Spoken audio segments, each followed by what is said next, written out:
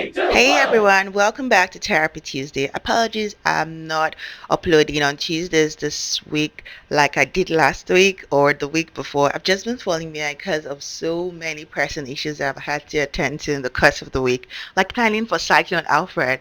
And that even ties into what we're going to be talking about today, which is breaking free from the grip of anxiety in terms of trouble. In moments of uncertainty, anxiety can feel like an unstoppable We have force. Racing thoughts, we have tightness in our chest, we have overwhelming need to control everything, we're pacing back and forth. We try to manage our way through it. We want to be in control. We have that overwhelming need to just control everything. We convince ourselves that if we just plan more, work harder, worry harder, or prepare for every possible outcome, we can find relief. But anxiety doesn't work that way. We know better that it doesn't work that way because the more we try to control everything, the more out of control we feel. Lao Tzu's wisdom reminds us that if you're depressed, you're living in the past. If you're anxious, you're living in the future. If you are at peace, you are living in the present. So the only way you can be present is just being at peace with yourself and the situation. Do not worry about things you cannot change. Anxiety thrives in the unknown. It feeds on what ifs and worst case scenario, pulling us into a spiral of fear.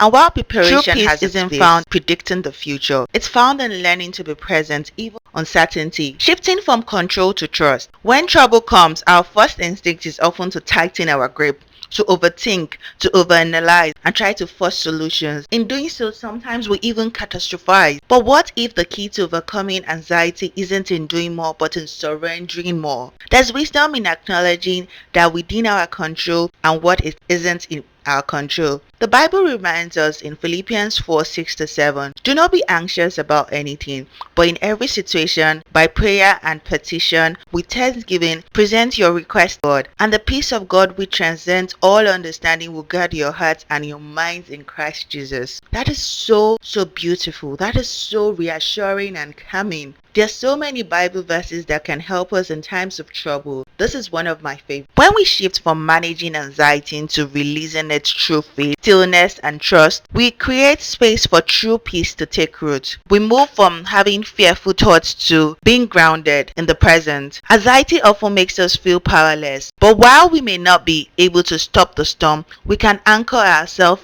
in truth. While we may not be able to stop the cyclone, we can anchor on the truth that God gives us. You're not your anxious thoughts. Always remember that. Thoughts come and go, but they don't define you. Observe them, but don't let them rule you. You can take control of the present moment. Instead of getting lost in the what ifs, ground yourself in the what is. Breathe deeply. Name 5 things you can see, 4 things you can hear, 3 things you can feel. Bring yourself back to now. You don't have to carry it all alone. Anxiety isolates us, making us feel like we must figure everything out on our own. But healing happens in community, in connection with others, and most especially with God. Reach out, pray, and lean into the support that you have in terms of your church network, your friends, your family. Reach out to people. Do not be isolated because that's what the devil wants you to be. Isolated over worrying, overthinking, over analyzing, catastrophizing, thinking of the worst case scenario.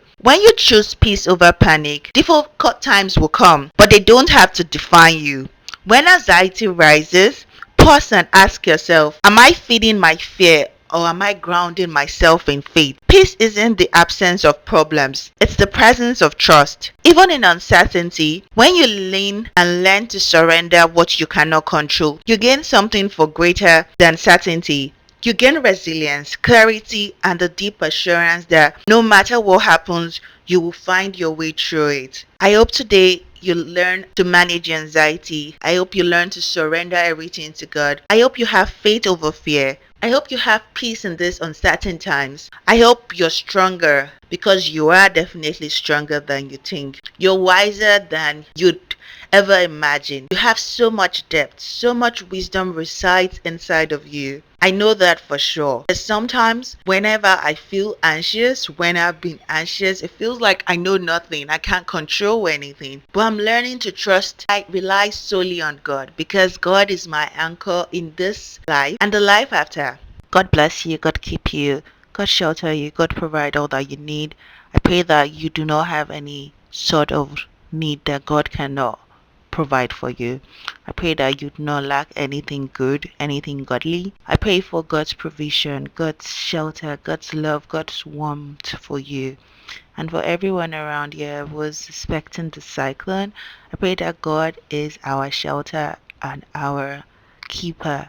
I pray that He shields us from any sort of damage, any sort of injury, emotionally, physically, however way the odd might come to us. I pray that God keeps us really well because we are in His abode, and that's the only place we can be right now. That's the only place that we can be secure. I hope that you have a beautiful weekend. I hope that you relax and rest very well and come back refreshed for the new week. Pray that you have no lack. I pray that you have nothing that you cannot have in God. I pray that you do not worry so much that you become anxious and unwell. I pray that God envelopes you in His arms. Loads of love, loads of blessings. Here I am done with the cabinet setup, and I'm just putting things that needs to go there. And voila, we're done. After we clean up, and that's it. I love the new setup, and I hope you enjoyed this. Bye bye.